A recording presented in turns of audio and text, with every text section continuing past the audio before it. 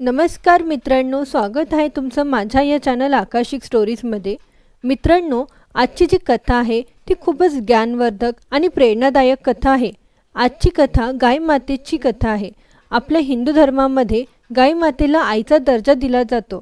या कथेमध्ये गाय मातेने हे सांगितले आहे की माणूस गरीब का राहतो, कोणत्या कारणांमुळे माणूस गरीब राहतो। मित्रांनो, गाय मातेवर 33 कोटी देवदेवतांचे आशीर्वाद आहे।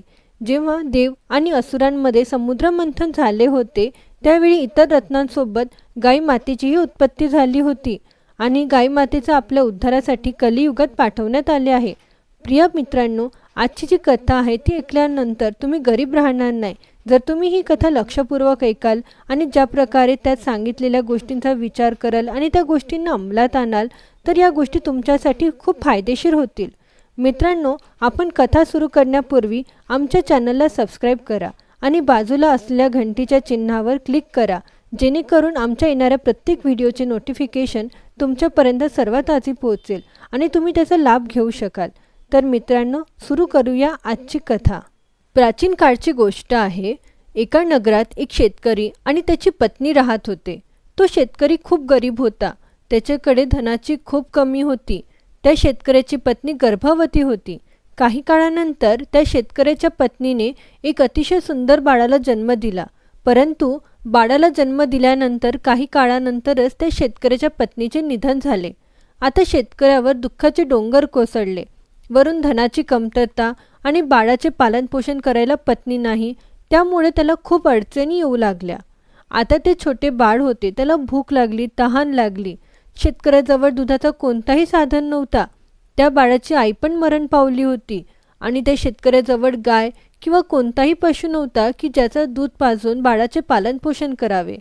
ते बाळ भुकेमुळे ओरडत होते, तर शेतकरी भात भिजवून त्याचे पाणी त्याला पाजून बाळाला देत होता, परंतु यामुळे बाळाची भूक जात नव्हती, त्याला दूधच हवे होते। अशा प्रकारे 2 दिवस निघून जातात। त्या शेतकऱ्याचा मित्र त्याच्या घरी येतो आणि शेतकऱ्याची अशी अवस्था पाहून त्याचा मित्र म्हणतो, मित्रा, आमच्या नगराजवळच जो वन आहे त्यात एक महात्मा राहतात, त्यांच्याकडे एक गाय आहे। तू त्या महात्म्यांकडे जा आणि त्यांच्याकडे विनंती कर। मला पूर्ण विश्वास आहे की ते महात्मा ती गाय तुला देऊन टाकतील। मग शेतकरी हे ऐकून दुसऱ्या दिवशी जाण्याचा विचार करतो। दुसऱ्या दिवशी तो शेतकरी आपल्या बाळाची जबाबदारी एका शेजारी महिलेवर सोपवून जंगलाकडे निघतो। तो चालत चालत अखेर महात्म्यांच्या कुटियापर्यंत पोहोचतो आणि महात्म्यांच्या कुटीरात जाऊन त्यांना प्रणाम करतो आणि म्हणतो, हे साधू महाराज, माझ्या पत्नीने एका बाळाला जन्म दिला आणि जन्म दिल्यानंतर ती या जगातून निघून गेली। आता माझे बाळ दुधासाठी तडफडत आहे, मी त्याचे पोट भरू शकत नाही। मी तुमच्या गायीला घेण्यासाठी आलो आहे, कृपया करून आपली गाय मला द्या, जेणेकरून मी माझ्या बाळाची भूक शांत करू शकेल। तेव्हा महात्मा म्हणाले, हे शेतकरी, मी तुला ही गाय नक्कीच देईल। तुझ्यावर जी विपत्ती आली आहे, ज्या प्रकारे तुझे बाळ भुकेमुळे व्याकुळ आहे, मी त्या सर्व परिस्थितीला समजू शकतो, म्हणून मी ही गाय तुला देईन। पण माझी एक अट आहे की तू या गायीला तुझ्याकडे नेऊन तिच्या खाण्यापिण्याची आणि देखभालीची पूर्ण काळजी घेशील, वेळोवेळी चारा पाणी देत राहशील आणि सकाळी स्वतःच्या भोजनापूर्वी तू गायीला एक पोळी नक्कीच खायला घालशील, कारण जिथे गाय माता जातात तिथे त्यांच्या मागे मागे रिद्धी-सिद्धीचे दाते आणि भाग्याचे विधातेही जातात।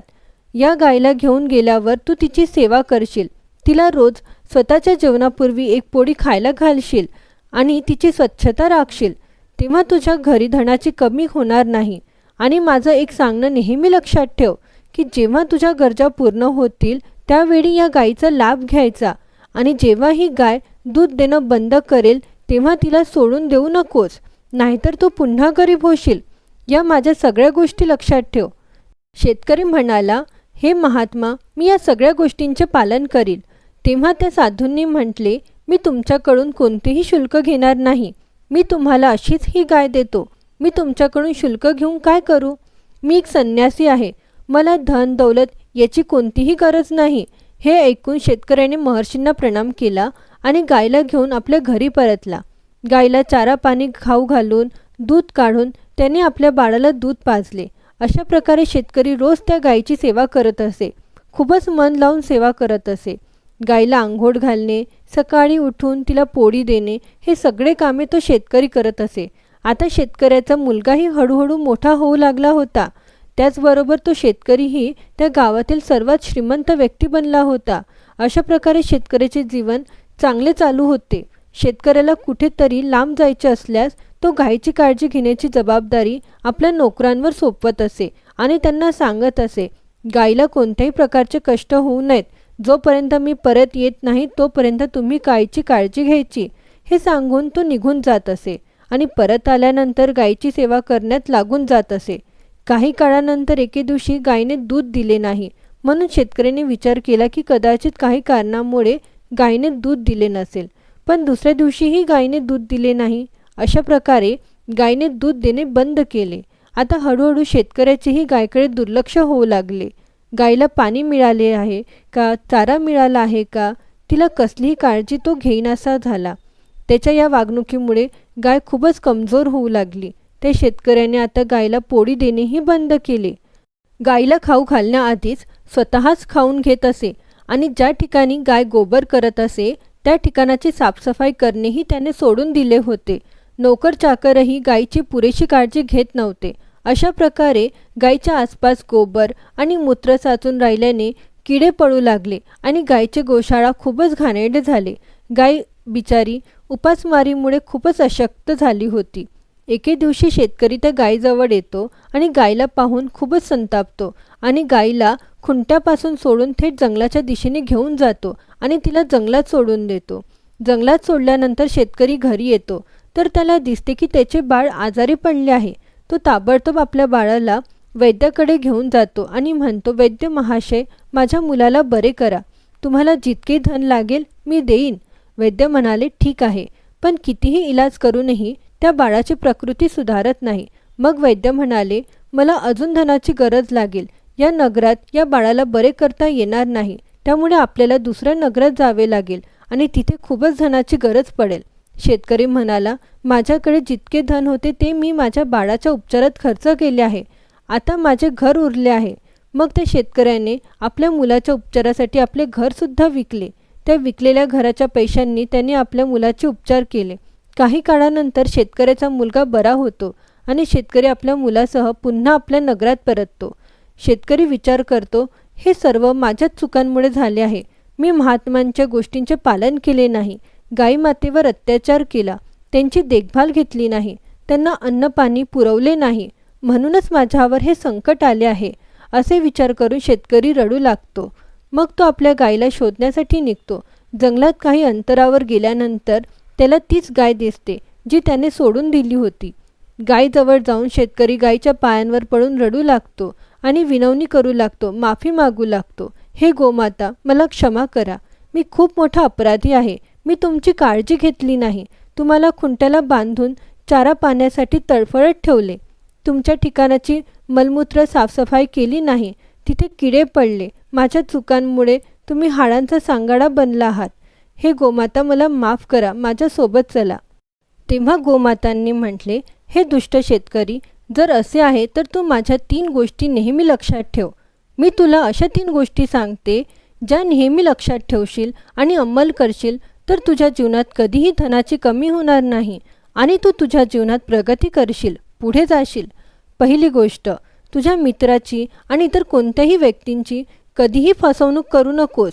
कारण जो व्यक्ती आपल्या मित्रांची किंवा इतर कोणत्याही व्यक्तींची फसवणूक करतो, धोका देतो, तो जीवनभर दुःखी राहतो. जो दुसऱ्याचे पोट काढून खातो तो आयुष्यभर उपाशीच राहतो. त्याचे स्वतःचे पोट कधीच भरत नाही. दुसरी गोष्ट, आपल्या धनावर, स्वतःवर आणि बुद्धीवर कधीही गर्व करू नये. धन, बुद्धी आणि स्वतःवर गर्व केल्याने व्यक्तीमध्ये अहंकार आणि अनेक वाईट गुण उत्पन्न होतात, जे त्याच्या पतनाचे कारण बनतात. शेतकरी काळ नेहमी सारखा नसतो, तो बदलत राहतो. कधी पानावर माती असते, कधी मातीत पान असते. तुम्ही तुमच्यावर, तुमच्या धनावर गर्व करता, हे तुमचं खूप मोठं दुर्बलता आहे, खूप मोठी चूक आहे. कधी काय होईल हे कोणीही सांगू शकत नाही. वेळ ही सर्वात बलवान आहे. वेळ मोठ्या मोठ्या योद्ध्यांनाही धूळ चाटवते. म्हणून तुमच्या धनावर कधी अभिमान बाळगू नका की माझ्याकडे धन आहे तर मी काहीही करू शकतो. धनासोबत तुमच्यामध्ये अहंकारही येईल आणि तोच अहंकार तुमच्या पतनाचे कारण बनेल, तुमच्या विचार करण्याच्या क्षमतेवर ताबा मिळवेल. तिसरी गोष्ट, तुमच्या घरातील कोणत्याही बाबतीत सल्ला कधीही बाहेरच्या व्यक्तीला विचारू नका. जर तुमच्या घरात तुमचे मोठे मातापिता असतील तर त्यांच्या उपस्थितीत तुम्ही त्यांना दुर्लक्ष करून इतर कोणाकडून सल्ला घेतला तर तुमचे काम कधीही यशस्वी होणार नाही. तो व्यक्ती तुमचे काम सुधारण्याऐवजी तुमचे काम बिघडवण्याचाच प्रयत्न करेल आणि तुम्हाला योग्य सल्ला देणार नाही. म्हणून कोणत्याही कार्याबाबत सल्ला नेहमी तुमच्या मोठ्या व्यक्तींशी, तुमच्या आईवडिलांशीच घ्या. या सर्व गोष्टींचा अंमल केलात तर तुमच्या जीवनात तुम्ही प्रगती कराल. शेतकऱ्याने गोमातांची सर्व गोष्ट ऐकली आणि म्हणाला, आई, मी तुमच्या सर्व गोष्टी ऐकेन, सर्व मान्य करेल, तुम्ही कृपया आमच्यासोबत चला. तेव्हा गोमातांनी शेतकऱ्याला क्षमा केली आणि शेतकऱ्यासोबत चालू लागल्या. आता शेतकरी त्या गोमातांना सोबत घेऊन येतो आणि त्यांची सेवा करू लागतो. त्या गोमाता पुन्हा सेवेमुळे चांगल्या होतात आणि त्या शेतकऱ्याचं घर हळूहळू धनाने भरू लागतं. तो पुन्हा धनवान होतो. तर मित्रांनो, या कथेत तुम्ही पाहिलं की गोमातांचा अनादर केल्याने किती मोठा पाप चढतो. असं म्हटलं जातं की जो माणूस गोमातेला आपलं उष्ट अन्न खायला घालतो त्याच्या घरात कधीच भरभराट होत नाही. तो असं विचार करतो की मी रोज गोमातेला चारा पाणी देतो तरीही मी गरीब का आहे. मित्रांनो, शास्त्रामध्ये सांगितलं आहे की गोमातेला 33 कोटी देवतांचा आशीर्वाद प्राप्त आहे. ती स्वतः एक देवीचं स्वरूप आहे. त्यामुळं त्यांचा अपमान उष्ट खाऊ घालून करू नका. हे पाहिलं जातं की लोक सकाळ संध्याकाळचं अन्न, त्यातलं उष्ट अन्न गोमातेला चाऱ्यात मिसळून खायला देतात. हे करणे योग्य नाही. आपले उष्ट अन्न गोमातेला कधीही खाऊ घालू नका. जो भक्त स्नान करून गोमातेला आपल्या जेवणाच्या आधी एक पोळी खाऊ घालतो तो नक्कीच फल प्राप्त करतो. त्याच्या घरात कधीही धनधान्याची कमी होत नाही. हळूहळू त्याचे घर आणि कुटुंब सुखी होऊ लागते. तर प्रिय मित्रांनो, तुम्हाला आमची ही गोष्ट कशी वाटली? आशा करते की तुम्हाला ही गोष्ट आवडली असेल. जर तुम्हाला ही कथा आवडली असेल तर कृपया लाईक करा, शेअर करा आणि माझ्या या चॅनल आकाशिक स्टोरीजला सबस्क्राईब करायला विसरू नका. धन्यवाद.